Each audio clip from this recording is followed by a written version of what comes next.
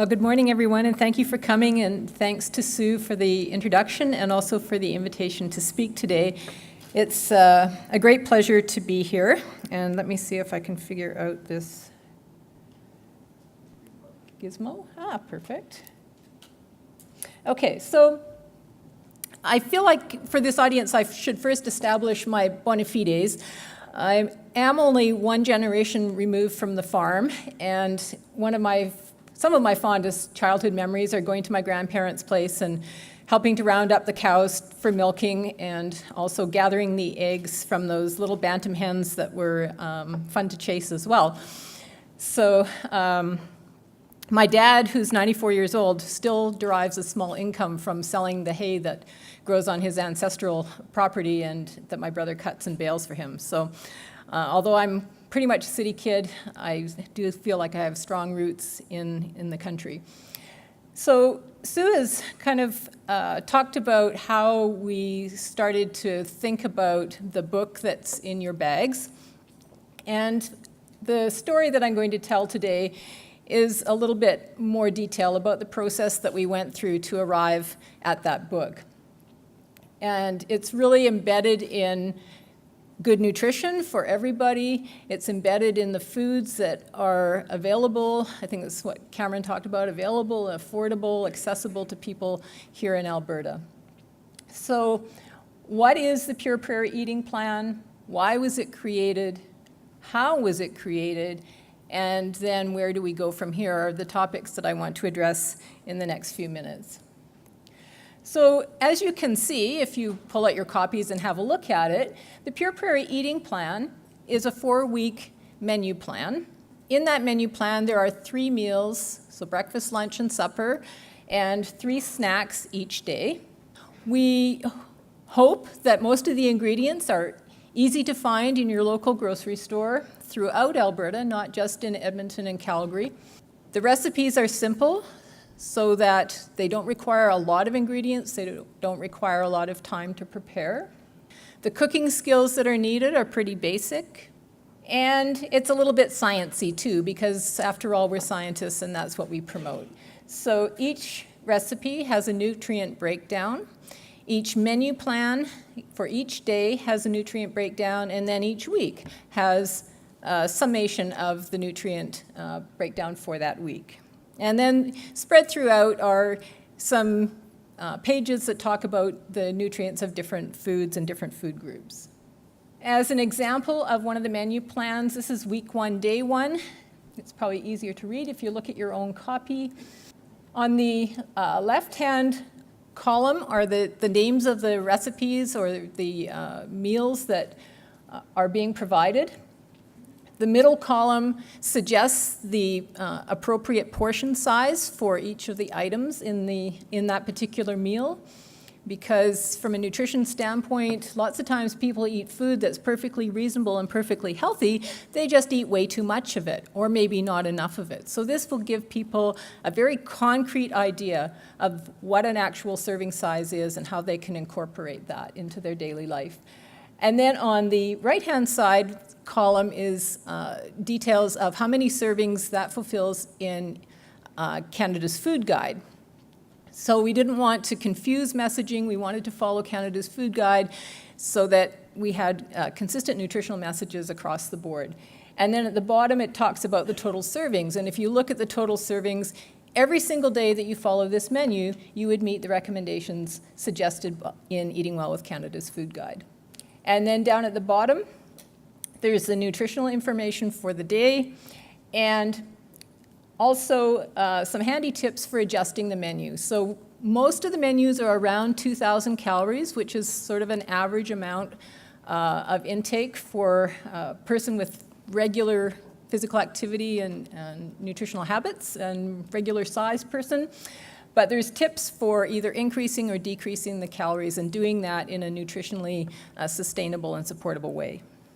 With each week, we provide a grocery list. So this is one of our tips or helpful tools for helping people to decrease the amount of time they need to think about their grocery shopping. And one of the features of our grocery list is that we've put an asterisk next to the items that are grown here in either Alberta or the Prairie provinces somewhere, so that people can see right away how they're supporting their local economies through purchasing these kinds of foods. And then with each menu, we provide recipes. And so this is a recipe for roasted apple pork tenderloin. And you can see that the ingredient list is relatively short. The instructions are relatively simple. Down at the bottom are the nutrition facts for this particular recipe, and then some helpful tips of how to make this meal even healthier in some circumstances, how to store it in others, things that hard to believe, but young modern cooks may not know about, as far as extending a meal, serving it as leftovers, all those sorts of things that many of us do as a matter of course. Why we created this menu plan in the first place was, as Susan alluded to, part of our project to provide simple, practical programming for people with type 2 diabetes who are trying to manage their disease in part through changing their lifestyle, through increasing their physical activity, and through eating more healthful foods. So this was the Panda Project. And so we wanted to try and figure out how we could get, from a dream of promoting physical activity and better nutrition to actually lowering people's blood sugars, which is the goal of people when they have type 2 diabetes. And we're all members of the Alberta Diabetes Institute at the University of Alberta, which is a fantastic infrastructure, as well as a fantastic gathering of colleagues who come with many different expertises. And so we were able to build about a 13-person team, including people all the way from horticulturalists, so we were interested in research on basic food that we're eating, physical activity specialists, behavioral specialists, nutritionists, and so on. And we wanted to incorporate the messaging that's already out there. So Eating Well with Canada's Food Guide is what people with diabetes are recommended to follow as a first line of intervention. And then there is things called the clinical practice guidelines, which are published by the Canadian Diabetes Association and provide some additional advice to people with diabetes about their nutrition. So for example, eating more fiber, eating less salty foods, and so on. And another thing that we were thinking about was the so-called Mediterranean diet. And how many of you out there have heard about the Mediterranean diet? Pretty much everybody. It's really permeated the press and the media and people's consciousness, I find, when I talk about it. So the Mediterranean diet is a dietary pattern. It's a way that people eat. It's not a diet in the clinical sense of losing weight and that sort of thing. And interestingly, there's a growing body of research that suggests that people who subscribe to the Mediterranean diet have reduced risk of chronic disease. So on one hand, we thought, well, maybe our Panda nutrition program should be like the Mediterranean diet, because we know that people who follow the Mediterranean diet have better health. But the problem with Mediterranean diet is that it includes a lot of foods that aren't available or accessible or maybe even acceptable to people living here in Alberta. And so we thought, well, how would we translate the healthful properties of the Mediterranean diet into something that really resonates with prairie dwellers, that includes those foods that they like and locally grown foods that are readily available in the grocery store. So we thought about a lot of things that Cameron and others in this room have been talking about when we started putting together our menu plan, and we called the things that we were thinking about the 4A framework. So we talked about adequacy, which is making sure that the menu plan that we develop is nutritionally adequate, that it meets Canada's Food Guide, that it meets the clinical practice recommendations. We talked about the acceptability of the foods. So cultural acceptability is a really big thing in determining whether or not people will actually follow a diet. Accessibility to foods, physical accessibility, and also economic accessibility. So we don't want to include foods that cost an arm and a leg. So in the Mediterranean diet, for example, olive oil is the most important fat in the diet. But olive oil costs a lot compared to oils grown here on the prairies. So what would we substitute for olive oil to make it more accessible? And then, as I said, availability. So making sure that whether you live in High Level or Edmonton or Lethbridge or Medicine Hat, most of the foods that we're promoting are accessible to you. And so this was our first iteration of PEP, or Pure Prairie Eating Plan. We called it Eating Locally with Diabetes in its first iteration. And it looks pretty much the same as the book that's in front of you. We were able, with support from Alma and others, to test the effectiveness of people following this menu plan on their diabetes outcomes.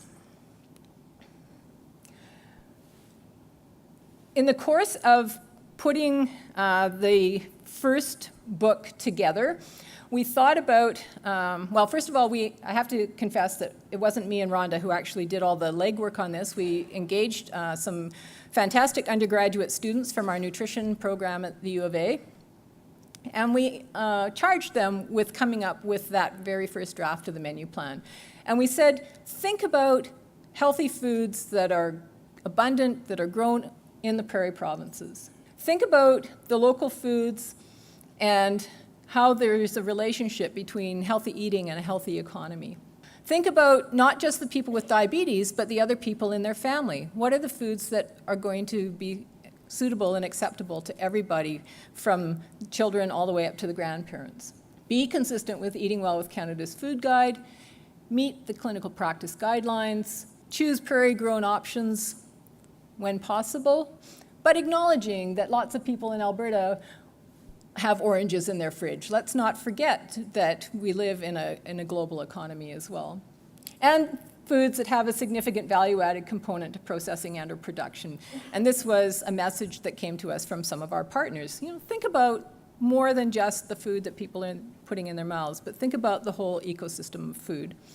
So if you look through, you'll see that there's lots of prairie-produced foods in the book, featured in most of the meals and in the menus. Not all of these are readily commercially available, but things like rhubarb people have in their backyard gardens, things like raspberries and so on. So I mentioned that we tested this in people with type 2 diabetes. We've now done 2 trials, one an initial little pilot with only 15 people who told us what they liked and what they didn't like about the menu plan. And then the data that I've put up here is for a group of about 73 people who started into a 12-week integrated program where they had to come and get lessons, if you like, and follow a workbook, as well as following the menu plan during the week. And I just put up a few of the numbers that are relevant to diabetes treatment. So most people with diabetes, it's recommended that they lose a little weight to help with their blood sugar control. And you can see that the average weight loss in this group of about 60 people was about 2 kilograms. So not huge, but definitely going in the right direction. Something that was very interesting to us was that their blood pressure improved. And we also were able to see that their sodium intake decreased when they followed the menu plan. So there was a correlation there with their nutrition. And then the last item is called hemoglobin A1C. That's a measurement of blood glucose control in people with diabetes. It's what their doctors are tracking over time. And we saw that there was about a 0.5% decrease in hemoglobin A1C, and that is a clinically relevant decrease in A1C. So from a clinical standpoint, these people were getting better 3 months after starting to follow our menu plan. So these are very encouraging results.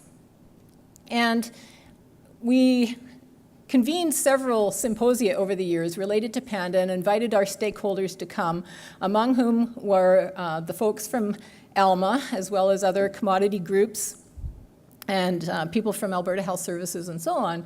We showed them these results, and people said to us, you know, pardon us if we're wrong, but isn't your menu plan really about healthy eating for everyone, not just for people with diabetes? And we said, yeah, we think so. And they said, well, you know, stick your neck out there. And scientists are remarkably conservative people, actually. We're innovative and creative and all that stuff, but we're also conservative and use a lot of the conditional tense, like may and might and would and should. So it took a lot of pushing, but ALMA was one of the major pushers to get us to actually commit to doing something more for the general public and not just for people with diabetes. Because when you think about it, the current data is that 70% of Albertans are overweight or obese, which means that 70% of Albertans have at least one risk factor for becoming a type 2 diabetic sometime in their life. Okay, so this is the question that people were asking. And these are all our supporters listed up here. Alberta Milk, the Alberta Diabetes Institute, barley, pulses, Canada beef, wheat, canola, and potato growers all jumped on board in partnership with ACIDF and ALMA as the two lead funders that allowed us then to take our little booklet that was designed for people with type 2 diabetes and promote it to the general public. So I would like to acknowledge ALMA as the lead funder on this project, and as I said, the primary pusher back in the days when we were kind of reluctant to stick our necks out. And as a result of that pushing and pulling, we now have the product that you see in front of us. It launched, or went on sale in December. We launched it officially in January. I think we've sold about 1,500 or so copies, most of them to Albertans. And we're looking, I guess, for your help now in getting the word out there. Now that you've got your own copies, do recommend it to your friends and family. Our purpose is not to get rich on this. All proceeds go back into diabetes research that we would like to continue. So where do we go from here? We really want to continue to communicate the vision of the Pure Prairie Eating Plan, that is healthy eating for all, at all ages, and really that it's a balanced diet, it's not a fad, it doesn't eliminate any of the food groups. One thing that some of our producer commodity groups said, gosh, you know, potatoes have a bad reputation. People won't eat canola, it's GMO. The pulses, they're hard to cook. You know, every food group, it seems, has some issue with it. Well, we've tried to avoid all that and focus on the nutrition of all of those different foods. So it's a balanced diet, it features local products, and it does provide health benefits. We're marketing it to the general public. We're also working more closely now with our healthcare providers in the province, so Alberta Health Services, the primary care networks, building working relationships with them so that we can hopefully implement at least some of our program for type 2 diabetes into the healthcare system so that all people with type 2 diabetes have the opportunity to benefit from it. We also continue to work with the commodity groups to help promote them as well as them helping to promote us. And we do have a website. It's pureprairie.ca. We have an ebook. We can mail you a book in the mail. It's available in some of the local bookstores. We have a Facebook page. We also have a newsletter that you can sign up for. As I said, that's what we really want to do. The third item, I think, is really an important one and probably would resonate with many people in this room.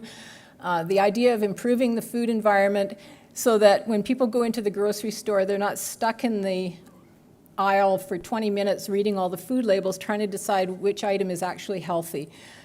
We want to make sure that more of the items in grocery stores are healthy. We know that when the food is grown and it comes out of the ground or out of the processing plant, that it is healthy. It's what happens to it afterwards that with added sugars, added fats, added salts, that decreases its healthfulness. So we really do want to maybe now start working more with the food processors and try and help to improve the overall food environment for everyone and decrease the burden of disease in our province and in Canada.